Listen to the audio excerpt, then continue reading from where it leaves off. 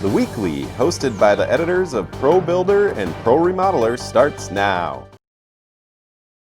My name is Haley Dugas, and I found Blackline Renovations. So there's a lot of remodelers who will make their own videos and use them on their websites or social media. You don't need much equipment to do this, but a teleprompter really can help. There's a bunch of apps on the market that will do this for you, create a teleprompter, but a lot of them are glitchy and hard to use, or maybe they only work on Apple products. Chris Black, president of Blackline Renovations, found a video on YouTube that shows how to make your own teleprompter. The problem is that it's a silent video and it lacks some specifics like sizes and clear explanations. Here's Chris showing us what he built and talking about what he learned along the way. So what we've done here, this is a teleprompter. It's a home-built teleprompter for somebody who's wanting to do some YouTube videos and you don't have a lot of expensive equipment. This can be built with stuff you buy at your local hardware store. What it is a picture frame with clear glass and a frame to hold the camera shooting through the glass. So in a sense, you have to have an iPad or some sort of a tablet computer right here with some sort of teleprompter software. That teleprompter software can scroll the words at the sequence that you're speaking. It can hear the words that you're saying and keep pace with it.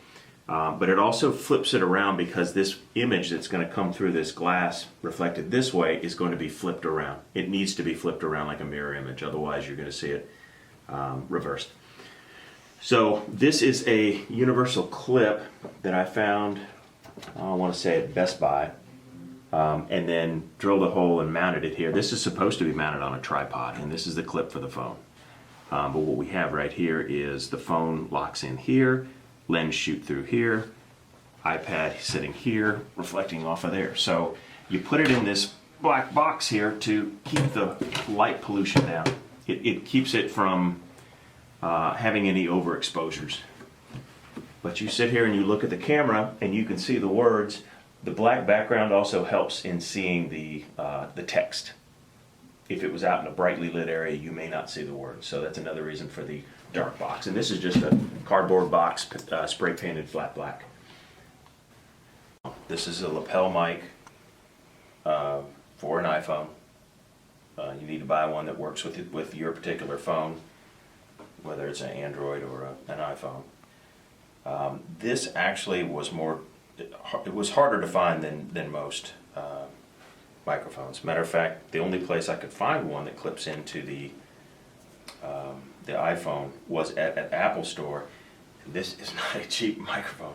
This is ridiculously expensive. But it prevents you from sounding way far off and having poor sound quality. This is a really high quality mic that is very inconspicuous, that you clip inside your shirt. You run the cord down inside your shirt so you don't see it.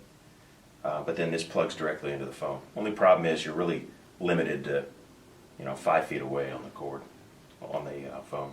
This piece should have been a little bit longer. That's really all it came down to. When you're building something off a silent video that doesn't offer measurements or anything like that, you kind of have to make it up as you go.